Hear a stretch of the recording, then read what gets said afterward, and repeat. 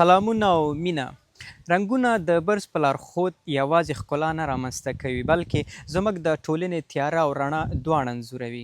انځورګر د خپل برس په حرکت سره د خلکو درد، ارمانونو او د ژوند پیچلتیاوې انځوروي چې موږ ته د فکر کولو او پوهېدلو یوه نوې کړکۍ پرانیزي. هر انسان د خپل زړه په نندارتون کې په میلیونونو انځورونه لري، خو ډېر لږ خلک شته چې دا انځورونه ښکاره کولی شي.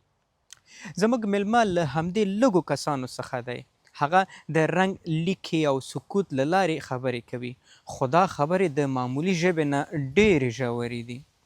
نن موږ د انځورونو تر شا د فکر، درد، ښکلا او هنري سفر کیسه اورو او هغه رنګینې تابلوګانې غږوو چې ملنګ خویه انسان بختیار یار ترسیم کړي دي. پنسل کارول د هنر پاللو په موخه. سپین کاغذ په انځور بدلول د بختیار یار هنر دی، خو هنر ته وخت ورکول خپله یو هنر بلل کیږي. بختیار یار لکه د نورو افغانانو په څیر سختو حالاتو ته تسلیم نشو، هم یې کور سنباله او هم یې انځورګري زده کوله. په دغه برخه کې استاد نه لري. له کلونو راهیسې یې د انځورګرۍ زده کړو ته خولې تویې کړي او لا هم ځان استاد نه ګڼي. دا چې ما د ماشومتوب نه د هنر سره ډېره علاقه درلودله او نه شم کولی چې هنر ته وخت ورکړم، د کور سرپرستي را په غاړه وه. د وخت په تېرېدو سره مې بیا وکولی شو چې ځان سره تمرین وکړم لږ لږ. ما په کابل احمدشاه بابا مینه کې په یو جیم کې زیبایندام کلب کې کار کوه. هلته مې کنټین درلوده او د کلب صفایي مې کوله دې تر څنګ. نو ما به هلته لږ لږ انځورګرۍ ته وخت ورکوه، لږ لږ به مې کار کوو. نو بیا هلته دا کلب کوم د شاګردان چې وو هغوی به زه ډېر تشویقولم، ډېر به هڅولم. بیا ما مختلفو استادانو سایډونه وکتل، د هغوی کارونه مې تعقیب کړل. لکه مثال په توګه ننګرهار کې زموږ ملګری عزت استاد، د هغه کارونه مې تعقیب کړل، هغه راسره ډېره همکاري وکړله.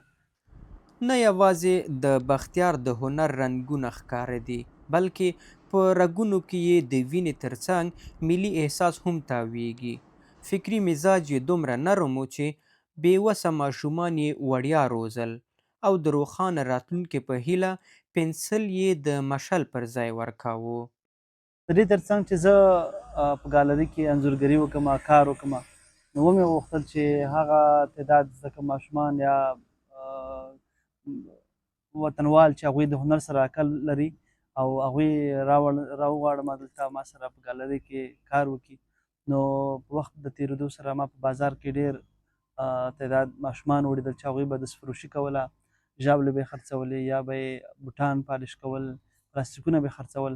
نو ومې غوښتل چې دوی راولم ګالري کې، په دوی باندې هنر زده کړم.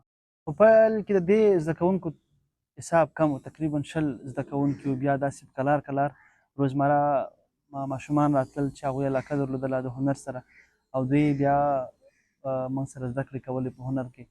نو دغه حساب تر 100 ورسېدو، تر 1.5 ورسېدو. بالاخره 300 زده کوونکي موږ سره هلته وو. په دې کې بیا پیغلې خویندې هم راتللې، ځوانان هم راتلل. ما ته یاد شي چې ډېر ځوانان داسې وو چې هغوی به کار کوو. یو هلک ما ته اوس هم یاد شي چې هغه کوپره خرڅوله او هغه وویل چې یاره که زه د کوپرې کار کوم نو زه دومره پیسې نشم ګټلی چې زه خپله کورنۍ وساتم. نو هغه هلته ما سره بیا کار کوو، 4-5 میاشتې کار یې وکړو. دومره شو چې هغه بیا یو څهره رسمولی شوه. نو ډېر وخت پس ما سره مخ شو، ویل چې استاد زه اوس تر دې ځایه رسېدلی یم چې زه کور کې یم او یو چا انځور رسموم او د هغې پیسو باندې خپله کورنۍ ساتم. یعنې دا هغه څه دي چې دا یوازې ما ته ګټه نه ده، نور ته هم د دې هنر ګټه ورسېدلې ده او هغوی وکولی شو چې خپل فامیل او خپله کورنۍ وساتي. پر انځورونو یې خواري د شوق خبره ده، خو پر شوق یې بندیز د جبر کیسه.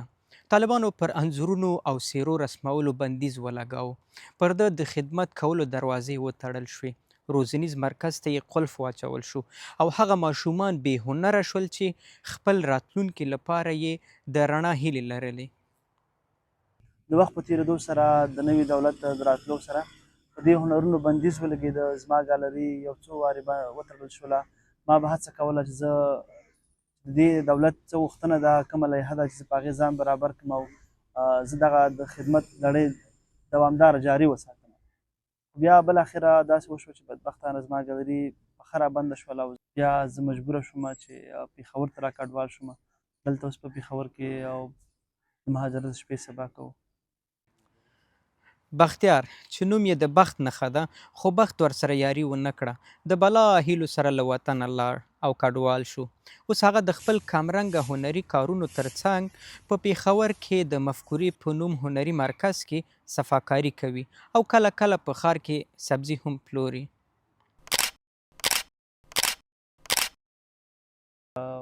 موږ به د ټولنې ځینې هغه انځورونه که هغه به ښه وو هم موږ انځورول او که بد به وو هم موږ به انځورول.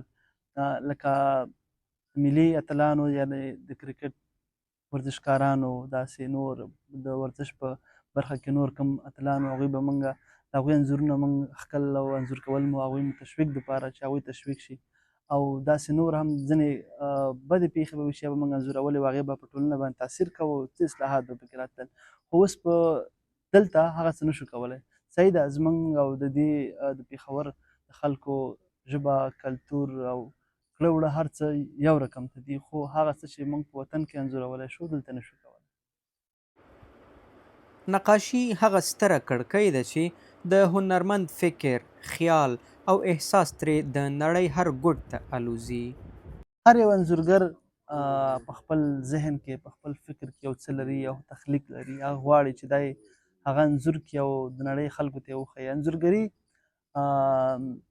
داسې یو څه دي چې په هغې لوستی او نالوستی هر یو پوهېږي. که مثال په ډول موږ یو ناول لیکو هغه به ډېر ځای ونیسي خو که هغه موږ په یوه وړه تابلو کې را انځور کړو نو هغې کې ډېر څه ځایېږي. نو زه به بدبختانه ووایم چې اوس وخت کې زما چې په خپل فکر کې څه دي خپل ذهن کې څه دي زه هغه نشم انځور کولی او زه دلته چې څوک څه غوښتنه کوي څه فرمایش راکړي یا د خپل ملګري انځور غواړي د خپل والد صاحب انځور غواړي خپل انځور غواړي ځینې ملګري د کتاب دپاره د کتاب د پختۍ دپاره انځور غواړي نو دا د دوی غوښتنې وي هغه زه د فرمایش د هغوی د فرمایش په ډول باندې زه هغه انځور کوم. او انځورګري یوازې ښکلا نه ده بلکې د ټولنې د دردونو هیلو او ارمانونو ژوره کیسه هم ده. زه یوه ورځ بازار ته لاړلم یوه مور مې ولیدله چې هغې په لاسګاډي کې لوټکې خرڅولې. خدای شته ډېر زیات خفه شوم خو چې زه کله خپل ګالري ته رالم او کاغذ مې راواخیست هغې هغه انځور مې په کاغذ پر مخ رسم کړ دا مې خپلې د صفحې د لارې شیر کړ. نو لږ ساعت وروسته خبر شوم چې د هغې مور سره ډېره مرسته وشوه او هغه نور دې ته اړ نه شو چې هغه په بازار کې په لاسګاډي کې لوټې وپلوري یا نور کار وکړي. نو د هغې انځور د برکته د هغې سره ډېره مرسته وشوه نو هغه زما په ژوند کې ډېره ښه خاطره وه او ډېر خوشحالي احساس مې کوه. انځورګري د وخت په تېرېدو نه زړېږي.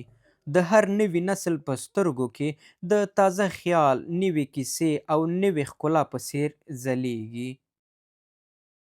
انځورګري هېڅکله زړښت نه لري لکه څنګه چې یو لیکوال یو کتاب ولیکي هغه کتاب پاتې شي داسې دا اثار هم پاتې کېږي. دا په وخت د تېرېدو سره موږ چې څه انځور کړو یوه کیسه وي هغه پاتې شي د وخت په تېرېدو سره کلونه وروسته آینده نسل هغه ګوري هغه پوهېږي چې یاره په دې وخت کې څه تېر شوي دي. نو انځورګري یا یو لیکوال چې کوم کتاب ولیکي دا زړښت نه لري او نه زړېږي.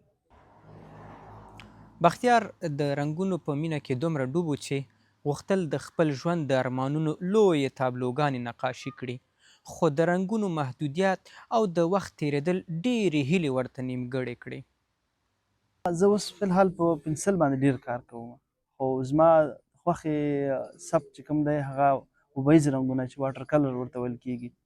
یو رقم ته واټر کلر دی هغه په کابل کې ما بیه کړل په 8000 افغانۍ راته وویل ما ډېره خواري وکړه چې زه به هغه ځان ته واخلم دغه خاطره ده چې رایاده شوه اوس.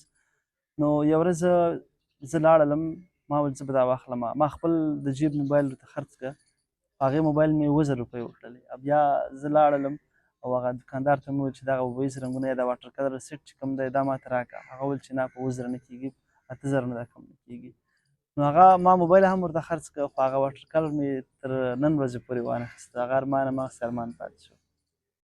د پاکستان له لوري پر کډوالو فشار او د هغوی نیول بختیار یار او ګڼ نور افغانان اندېښمن کړي دي.